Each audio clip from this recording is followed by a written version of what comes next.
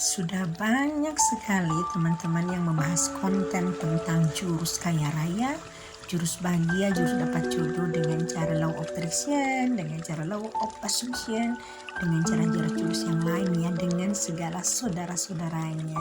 Tapi jarang sekali sekarang orang yang membahas tentang gimana sih sukses dengan punya jurus atau metode kasih sayang.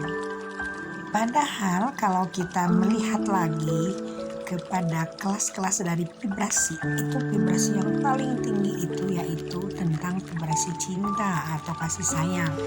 Tentunya kasih sayang dengan secara universal ya, bukan kasih sayang karena kita sayang-sayangan sama seseorang, nggak gitu. Tapi kasih sayang, cinta kasih yang tulus ikhlas dari kita sesama manusia terhadap manusia lain, terhadap hewan, terhadap tumbuhan, terhadap alam semesta, dan terhadap siapapun. Nah, ini namanya cinta kasih. Ini merupakan frekuensi yang paling tinggi, vibrasinya juga paling tinggi. Tapi kenapa ya orang-orang kok tidak ada yang bicara tentang menarik rezeki dengan cinta kasih?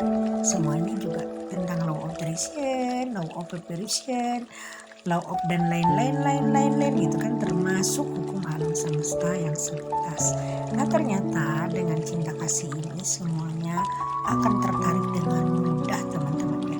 Yang penting kita punya rasa cinta kasih itu, belas asih itu dengan tulus terhadap siapapun.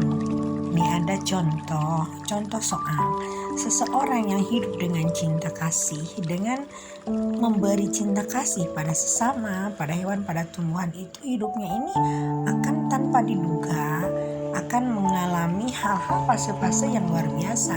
Dalam arti fase-fase yang memang kita seolah-olah tidak kerja tapi rezekinya datang dari langit, seolah-olah dia punya sumber keuangan gitu kan, yang memang kita tidak tahu. Contohnya gini, ada tetangga saya di Jakarta ya, dia sendiri saya tidak tahu juga kegiatannya apa, kerjanya apa, cuma dia punya rumah kucing. Jadi rumah kucing itu dia pelihara ya, jadi dia memungut kucing-kucing dari jalanan yang memang sudah tidak ada pemiliknya. Di situ dia punya karyawan 3 yang memandikan, yang ngasih makan, yang ngobatin, bahkan dia punya langganan khusus dokter hewan.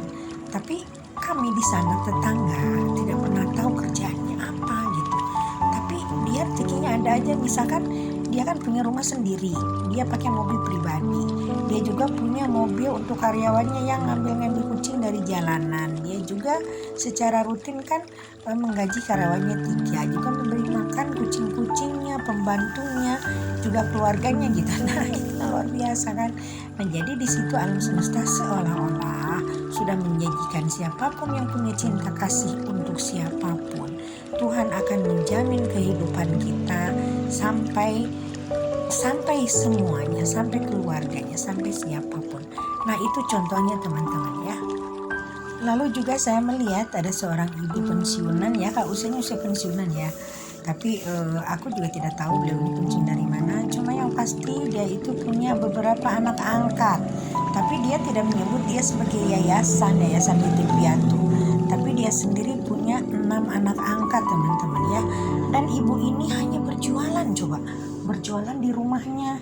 Itu pun tidak besar, hanya warung-warung biasa gitu. Dia punya anak asuh yang kecil, yang terakhir malah ada yang masih bayi. Yang masih bayi itu ada yang ngurus, ada yang ngasuhnya di situ. Ya sepertinya baby sister gitu ya. Terus lagi ada yang SMP, yang SMA. Jadi anak-anak sekolah itu saya pikir tadinya cucu-cucunya gitu. Tidak taunya itu semuanya anak asuh katanya gitu kan. Kan luar biasa ya. Terus saya tanya, ibu ada donatur atau ada apa? Nggak ada katanya. Tapi ada aja orang-orang yang memberikan bantuan, ada aja tiap hari. Ada juga yang rutin, ada juga yang memang tahunan memberinya, ada yang tiap bulan gitu. Bahkan ada beberapa orang yang bermaksud mengadopsi anaknya, tapi ibu itu tidak mau. Nah, jadi saya pikir, wah ini Tuhan itu benar-benar memberikan jalan hidup kepada orang itu, bukan dengan pertimbangan materi. Dengan misalkan kalau kita kan biasanya wah ini harus ada feedbacknya nih, misalkan kita mengurus sesuatu, ngurus apa. Nah, kalau ibu ini benar-benar tulus ikhlas, tapi yang pasti dia sendiri punya rumah sendiri, punya warung, punya usaha gitu ya. Ini artinya kekuatan alam semesta, teman-teman ya.